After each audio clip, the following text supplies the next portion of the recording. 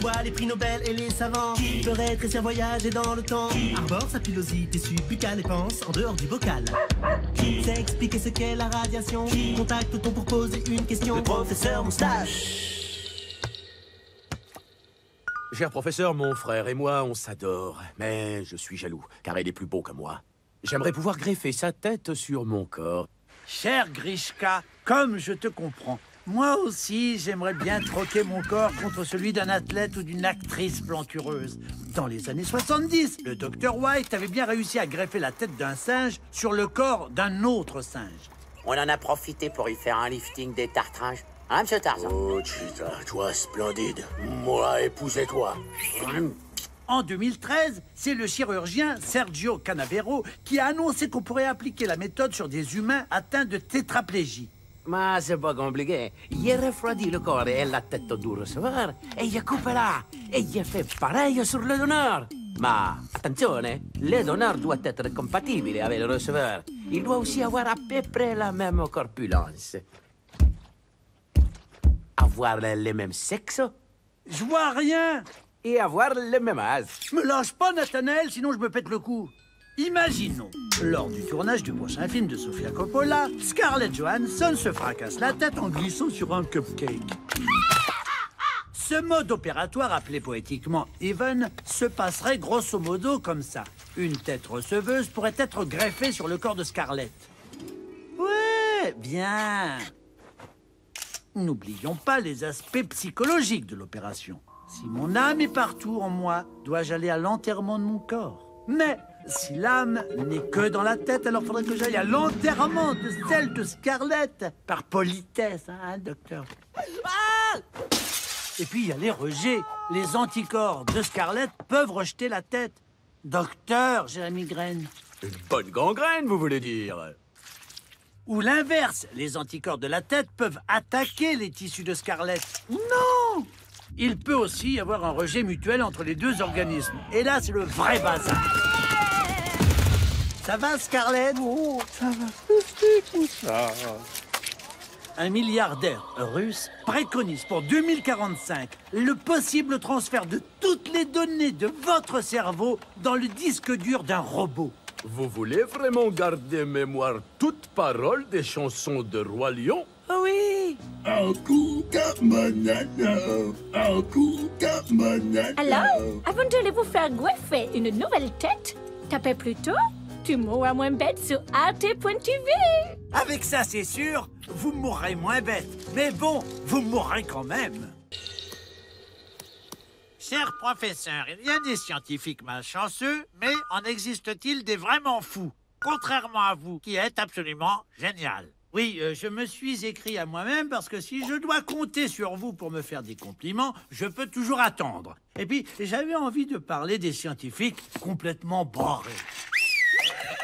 Grâce à mon poney temporel, retrouvons l'Amérique du XVIIIe siècle. Voici le docteur Stubbinsfurth. J'adore ce type. Il a voulu démontrer par tous les moyens que la fièvre jaune n'était pas contagieuse. Pour ça, il a étudié le vomi des malades. Pour commencer, il s'est incisé le bras. Résultat, aucun symptôme de fièvre jaune. Alors la fois suivante, il s'appliqua le vomi dans les yeux. Et même, il en ingurgita. Oh, je suis tout barbouillé. Ne vous inquiétez pas, c'est psychologique. Tenez, allons voir au début du 19e siècle. Voici le révérend Thomas Dick. Cet homme pensait que Dieu avait créé l'univers non pas à son image, mais à celle de l'Angleterre. Alors, il eut une idée de génie. En supposant que la Lune a la même densité que l'Angleterre, j'estime qu'il y vit 4,2 milliards d'habitants. Thomas Dick en déduisit aussi, dans la foulée, la population totale des habitants de l'univers. 60 quadrillions et 573 trilliards. C'est trop facile de se moquer des ancêtres de la science. Allons plutôt voir si ceux du XXe siècle étaient plus malins.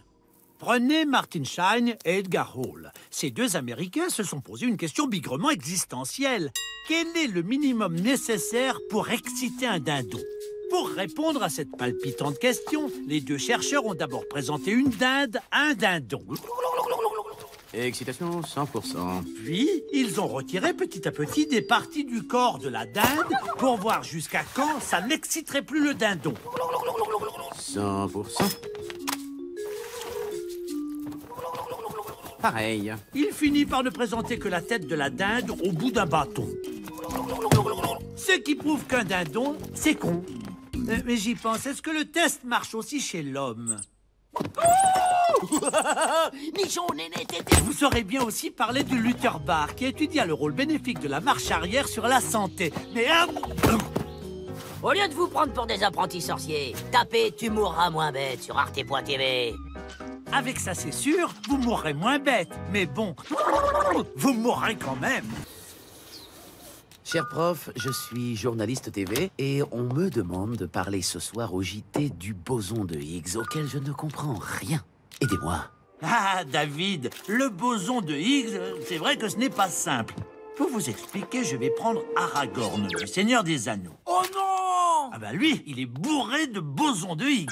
Je suis Aragorn, fils d'Arathorn, héritier des Landil. Ça, c'est l'empire de la raie du milieu.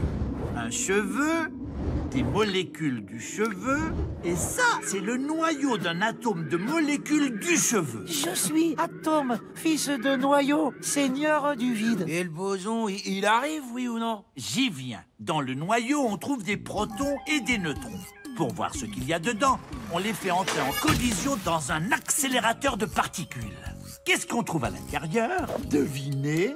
De la poussière d'étoiles? Non. Des papillons de lumière? Du gras de cheveux pur. Faux! Ce sont des particules avec des noms pas possibles. D'ailleurs, les physiciens ne peuvent pas s'empêcher de faire des blagues avec. Et alors là, j'ai dit à ma femme, chérie, le lepton, c'est pas une marque de thé. Bref, c'est dans ce fatras de particules élémentaires qu'on a identifié le fameux boson. Déjà, en 1964, Peter Higgs le soupçonnait d'être la particule qui donne une masse à un corps. Le 4 juillet 2012, on confirma que le boson existait bel et bien, prouvant qu'il donne une masse aux particules et donc à la matière. Toi, tu pèseras que dalle, et toi, tu seras un gros tas. Le boson permet d'expliquer pourquoi le corps d'Aragorn ne s'enfonce pas dans le sol, ni ne s'envole dans le ciel. Oh non, pas Aragorn! Sinon, pour faire simple, on peut comparer le boson de Higgs à une foule qu'une star essaierait de traverser. C'est Lagerfeld! Ah, des bosons. Posez-vous. Laissez-moi passer. En ralentissant son mouvement, la foule confère une masse à la star. Je deviens gros. Et voilà comment une particule freinée par le boson de Higgs prend du poids et devient matière. Eh bien, merci, professeur, pour cette leçon de physique quantique. Et David, pour faire diversion, j'ai trouvé un chanteur de musique quantique. Pour ceux qui s'interrogent encore sur le boson de Higgs, tapez Du mourra moins bête sur arte.tv. Avec ça, c'est sûr, vous mourrez moins bête. Mais bon, vous mourrez quand même. Prof, je vois fleurir des articles sur un certain CRISPR-Cas9. Mais qu'est-ce que c'est donc? Avant 2012, la vie des généticiens était terne et rude. Alors, pour la pimenter et accessoirement faire avancer la recherche, ils tentaient des trucs. Bon, Bernard, Bianca, vous allez vous accoupler, on va prendre vos embryons et on va couper au pif dans leur ADN. C'est juste pour voir quelle mutation ça fait. En échange, je vous donne un comté et ce CD de Céline Dion. Pour couper de l'ADN, on utilisait des techniques au nom barbare, comme recombinaison homologue ou nucléase à doigt de zinc. Le problème, c'est qu'avec cette nucléase, on fait de la génétique à la Rambo. Elle ne coupe pas, elle charcute. La méthode, en plus d'être longue, était coûteuse et approximative. Mais ça, c'était avant 2012 et la découverte de CRISPR-Cas9. CRISPR-Cas9 est à notre nucléase ce qu'un cutter est à une tronçonneuse, la précision. Bah, patane, toi, mais qu'est-ce que c'est que ce travail de sacouin dégueulasse? Ah, cochon. Non seulement il va détecter exactement la partie d'ADN dont on ne veut pas, Alors, ce n'est pas là. mais il va la modifier proprement. Ah. Il faut tout faire soi-même ici, hein. En plus d'être rapide et bon marché, CRISPR-Cas9 offre de nouvelles possibilités thérapeutiques. Les amis, on va enfin pouvoir soigner le pauvre Xavier Dolan qui a toujours l'œil humide. Je pleure pas, hein, dis. Hein, je suis du globe oculaire, hein, c'est pas pareil. Hein. Pour guérir l'oculosudation de Dolan, il suffirait d'injecter CRISPR-Cas9 directement dans ses yeux pour réparer le gène défaillant. Le défaut, c'est qu'il faut être sûr que CRISPR-Cas9 n'oublie aucune des cellules concernées. Oh non! Ça coule encore! Pour ne pas se louper, il faudrait intervenir avant la naissance, sur des cellules isolées, comme vos spermatozoïdes. Et comme ça, on guérit toute votre descendance. Oh, Chris! Non, CRISP. Un peu de musique. Seulement voilà, la nature a ses mystères. Et quand on modifie un gène, ça peut avoir des répercussions imprévues sur les autres. Oh, le petit de Dolan, ça va les yeux? Ouais, les yeux, ça va. En fait, je viens pour ma couille derrière mon genou. Aïe. Je peux pas pleurer non plus. Eh non. Si vous pensez encore qu'un gène, ça change comme on répare une roue de voiture, alors tapez « Tu mourras moins bête » sur arte.tv. Avec ça, c'est sûr, vous mourrez moins bête. Bon, vous mourrez.